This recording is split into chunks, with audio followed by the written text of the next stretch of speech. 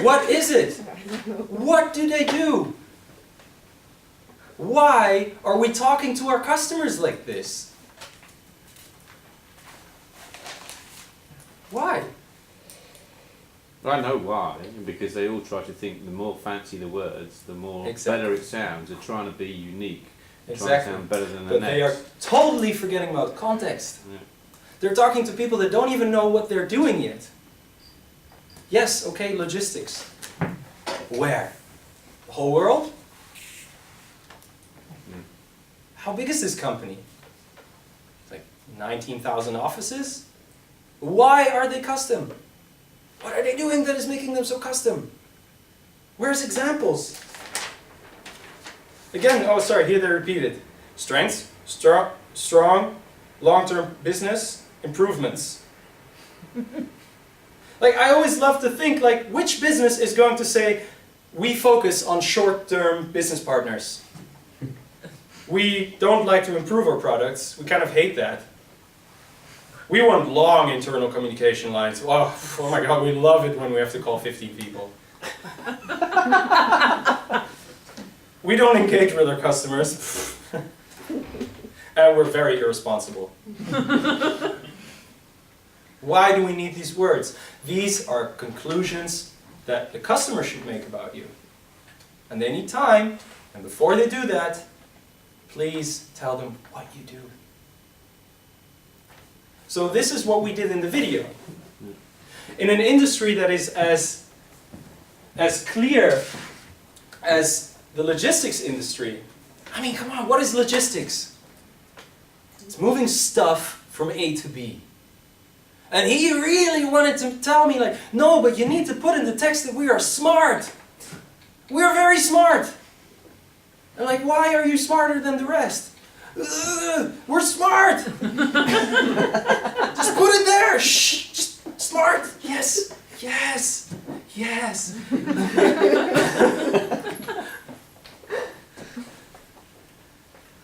So this is where the questioning part is very important.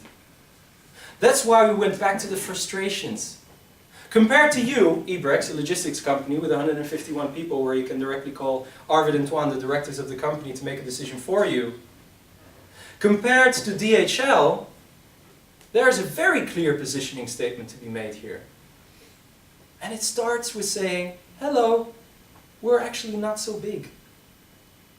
In a world where DHL makes all the decisions for you and just shoves a standardized product down your throat,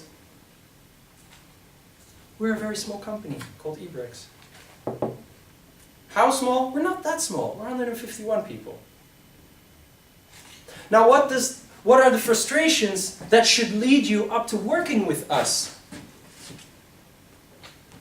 If you want to use your logistics system, you just have to live with the fact that you need to work with DHL software.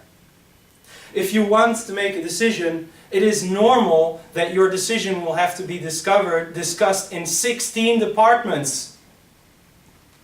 And if you want to have a warehouse close to you as a logistics company, they will move you to some other standardized location.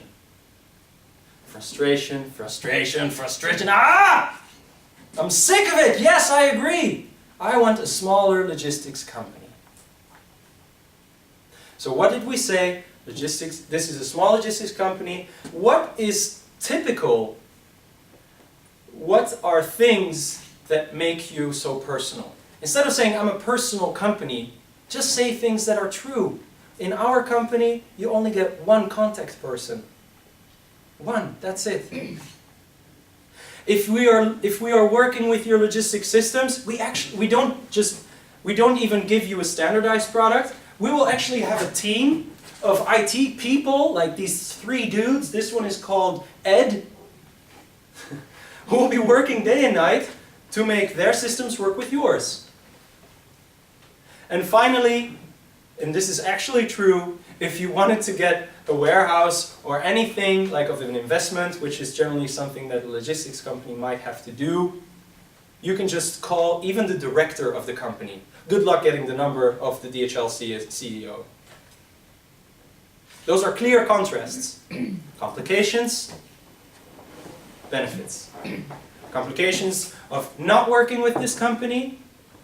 What are your options? Let's just say big companies. Benefits of working with this company. Having one contact person. And this should lead you to the conclusion of saying, wow, these guys are pretty cool. This is exactly what I needed. I needed an average size company. How average? Well, 151 people seems like enough people. That moves stuff where? Europe. I just need Europe. I don't need the whole world. I just focus on like stuff that goes from France to Germany. And that gives enough context to someone that has never heard about you to make a decision for himself. And that's what's part of a good story. Do you have any questions on anything I've told you so far? This is pretty much it, actually. So now's the time when you get to ask questions on things that are not clear. The SCQA is something I often get questions on. We'll get back to that. Could you maybe give me a good example of a company or advert where they do it right?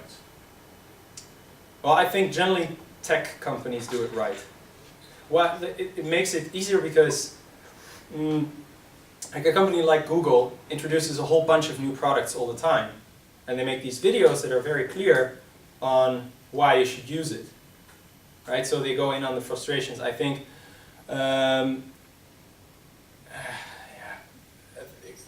they're like I check out all the Google videos, but you're checking Google videos, and Google videos are longer than the elevator pitch time. So I'm talking about commercials that you'd see that go 60 seconds. So the thing is, TV commercials as a TV as a medium is generally something you use only when there's a bunch of context in place. Right? So I will only start doing adverts on Converse shoes once everyone knows that Converse just stands for shoes. And then the only point that I still have to make is the only communication that I still have to pass on to my clients, because everyone pretty much is already a client that is watching that TV advert, is, oh, right, now they also have more colors. So TV adverts are generally something you do once your product is so known to your audience that there's not much more that you need to communicate on it. It's like small features. So why do it? As a reminder. As a reminder, that's what branding is. It's like, hello, we still exist. Converse is running this really big campaign on, it's not shoes, it's sneakers. Yeah, sure. Yeah. It's another way of showing your personality. Yeah, you're cool. Yeah, you're rock stars. Yeah, rock stars wear your shoes.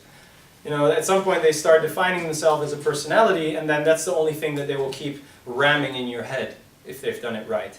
But how do you make that diversity? I mean, everything is so the same. There's nothing, like I always say, we can't invent anything anymore. The wheel has really been invented. It's shaped, it's puffed up, it's, you know, all the different sizes. How do you kind of get to a point where you really define, hey, this is really different? I mean, if Accenture is doing something just like, you know, any other person, Yeah. I mean... It's in your product. For example, you give workshops to women on personal finance, right? What are the options that they have in the market? How widely known are financial management workshops for women to your audience? Do they even know that that exists? Well, the market that I'm looking into, because Europe is filled with it, America is filled with it, I'm kind of going back to the Caribbean where I'm from, because it's, like you say, it's a market that's not well known to them and something I can introduce. Exactly. So if that's the context. You're looking at a bunch of people that has never heard even about, maybe even just workshops that teach you about money stuff. So that's what you should call it. But if you're going into a market where everyone is already known with workshops about money stuff, then you can be, hey, but I only do it for women. Okay. Because here are the complications that women are often facing, and that's what you did in your last pitch. You're like, okay, here are complications that women are always facing in their personal finance. They are put in this corner, and that's what they have to do. And there is not a workshop tailored for their situation where they have to watch kids the whole day or whatever, like for mothers or people that have little money. And for me, it's very cheap, and it's only focused on people that have this specific lifestyle. So that's why I'm different from any other workshop or any other website you might be following or blog or. Okay. I get what you're saying, and everything you say makes sense. However, there are a lot of markets which are very saturated, and if you're a new company that still decide to go in there, you're still trying to distinguish yourself. Yeah. And sure, I can see the trap that people, or the mistake that they fall into, is that they're trying to be too clever about themselves, and as in how they explain themselves. No, but then branding. Like, branding is your only weapon at that stage. Or your product. The point is, if you're entering a market, look at Bink Bank. I don't know if you heard about it. Right, it's this new kind of bank, and it's all online. I don't know, I think they're mostly, they were the first ones to make this really large platform where you can track your investments through a website, right? Mm-hmm. And they call themselves a bank, and I think they are a bank, right? Yeah. But they're a bank without an office. So they went into the banking industry with a product that was like 10 years ahead of its time. So yes, they made a commercial about banking products. Bank, okay, I get it, I know what a bank does. Now think bank without office. Huh? Wait, oh, website. Okay, cool, I get it. Because that's the benefit of having context so clear for your population. People get what the industry does, they get the product. You only have to say your company name. And then hopefully you will say one feature that will astonish them enough to say, hey, wait, that is actually different. And otherwise, if you are introducing a product just like any other product, like Pepsi with Coca-Cola, yeah, branding is the way to go. Find a fancier way of saying it. Is it a long-term strategy? It's a very expensive one, especially if you want to live only on TV commercials. So that's what you always have to look at, like the people that I'm targeting right now, what do they already know? We started in animation 5 years ago in the Netherlands. And in the US, animated explanations were already they were getting widespread. They started in 2007, like the company that is quite big now in the US. They have like 100 people, we have 20, we need to catch up.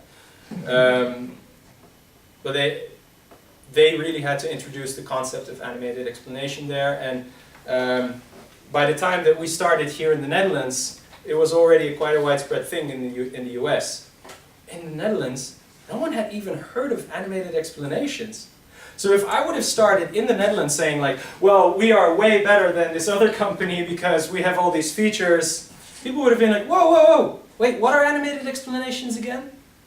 So that's how we started cold calling companies. We just said, have you ever heard of animated explanations? No? Okay. So your frustrations are not, this company charges you a whole bunch of money and waits 2 months to give you your final video. But the frustration is, oh man, it sucks to summarize all that information on my website in 1 minute. Do you recognize that? Yeah, no one reads my stuff. Oh, it sucks to give presentations everywhere that take you 45 minutes and people still don't get what your product does. Yeah, I really understand. Okay, you need an animated explanation. Here's what an animated explanation does, and here's who we are. And as the industry grows and new companies start coming in, our explanation to the market is going to change. That's when if people are very, very known with the idea of, okay, animated explanation companies make videos in 1 minute, and that's what we are starting to do ourselves, we will start talking about features that make us different from all the other ones, from all the other companies. Like, if you want to have an animated explanation here, you can do a trial session, meaning that all the way to the script and to the storyboard you can see what it looks like. And if you like it, we will make the video. If you don't like it, just go. We will say things like, okay, we really think humor is important. Why? Because it helps you explain the frustrations, and I will hold that story on the phone and then like talk a whole bunch, and then they will be like, oh, okay, I didn't get this story from the other companies. They were just making cheap videos in India. This sounds like something that explains my product better. So that's the difference. I will run you one more time through the situation complication. The typical situation, let's say, for Google Docs. Now that you all know what Google Docs does, I should have had a slide which shows Google Docs. The situation is, I want to make, so let's say you want to make a document together with your colleagues. Great. Unfortunately, that means that you'll have like these infinite versions and numbers that you have to send around via email, and by the time you get to the presentation you cannot find the document anymore. Ah! Isn't there a better way to make documents together? And then, that's the question, isn't there a better way? And that also kind of says what the problem is. Boom, introducing Google Docs. And before we go on to the benefits, it's a scalable cloud platform, whatever. We start simply by explaining what it is to the audience that doesn't know it. So it's a website, in the first place, where you can make a document together with more people. And then afterwards you start going to the benefits. This way your documents are always in one place, infinite amounts of people can work on it together, and you never have to worry about the number of the version or whatever. Awesome. Google Docs, a place to make documents together. And the tagline is something that you should always adjust to the context. So in this case, if people have never heard about Google Docs, it's good to say it's simply a website where you can work on documents together. Now, Arcadis is like a large engineering company in the Netherlands. And I had a discussion with them and they were like, yeah, our slogan is imagine the result. Okay, if you tell it to your clients as a slogan, that's powerful enough because they know that you guys really have a whole bunch of smart engineers that came up with insane solutions. Like, I think Arcadis was the one that also built the tulip, the what is it called, the thing in Qatar? No, what is it in Dubai? Like Palm tree. The palm tree. I think they worked on that as well. And once you give people examples like that, yeah, we're the guys that built the palm tree in Dubai, and then you close off with imagine the result. People are like, ah, wow, these guys are that level. Okay, imagine the result, makes sense. So, I hope the SCQA is very clear to you. Look for frustrations, frustration, frustration, frustration. Make sure your terminology is done well. It's also written on the second page of your of the document there. There's these models again. Let the viewer take a conclusion for you. And here's two more story examples I can give you just to close it off. Of course, there's many different ways that you could go at writing a story, but here's two that I personally like. The personal product narrative will generally get you the sympathy vote, especially if you're the founder of this product. An interesting story that founders generally have is that many founders of companies come up with a product that solves their own problem. Right? It's something that they encountered every day to the point they're like, ah, why isn't there a product for this? And those are very fascinating stories. And they make also for a very clear story. Because if you just tell it chronologically, just the way it happened to you, people will get the clearest image they have ever gotten of their product. So if you think, who here knows Shazam? Is it a basketball player, maybe? Shazam, okay. Well, I will tell you the story as if I was the founder of Shazam. Alright, so I was in this club, mate, you know, pay attention. Yeah. That's drifting. I was in this club and I was dancing with my friends and I was walking up to this really nice girl and then suddenly I hear like this song. I was like, damn, that's a good song. And then I walked home, I was like, oh, and I couldn't stop thinking about like that song, and I was asking my friends like, dude, do you remember like around 4:15 there was like this song playing and everyone's like too drunk to remember. And the next day I'm just like laying in bed, and that's when I started making an app that I could put on my phone that I could just hold up in the air and it would just recognize the song. So next time I go to the club and there's a song that I really love, I can just press my Shazam button and I can find out what that song was. What happened to my phone? Yeah, the next app was, where's my phone? But it's even drunk people friendly. I mean, imagine having to write things down while you're drunk. It's just a stupid button that even if you're drunk, you can just be like, maybe next day you're like, wait, what? I was dancing to Lady Gaga, really? I was like, yeah, this is my tune, right? Anyway, so that's one example, which I generally really like. It's more emotional, it's very friendly. And you know, it means that even if you're giving a pitch, you don't always have to talk numbers and statistics and market. It can also just be fun to tell a story of how you came up with it, with this product that didn't exist yet, and leave the conclusion to the viewer, whether it's an investor or not, and be like, hey, this is actually a pretty good idea, this is worth money.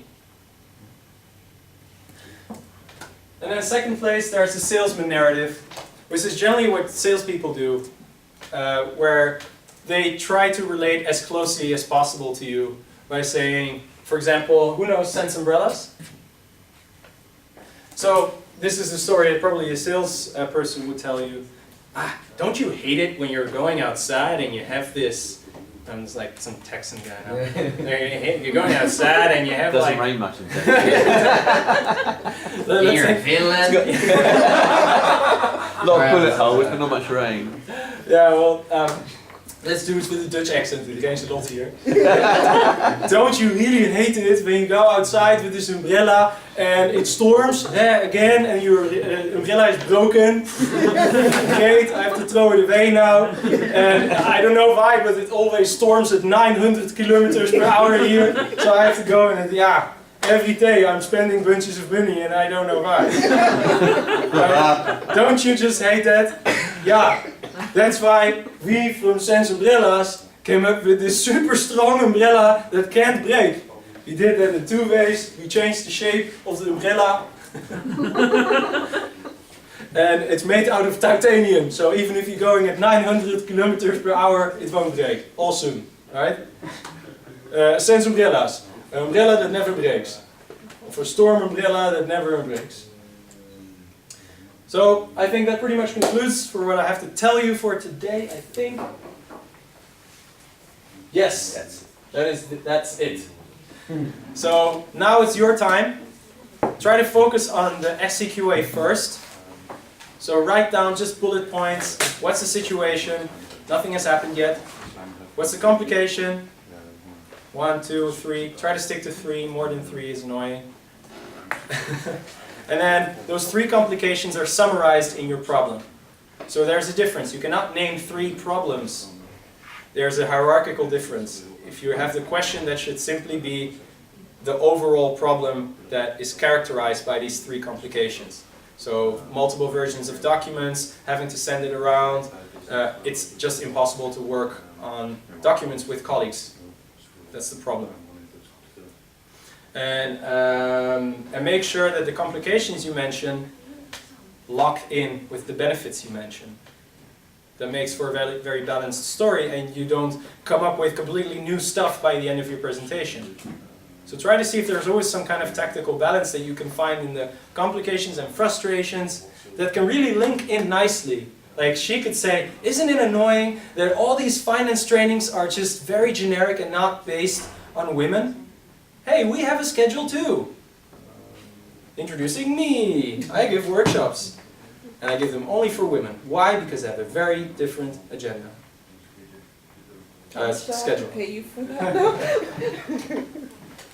So, if you have any questions, we're gonna like put on some nice jazzy music. I'm gonna use that. We're around here, so you can talk. Hey, thanks very much. Thank you. You kept the last one, so Yeah. that's good. I think we're- All right.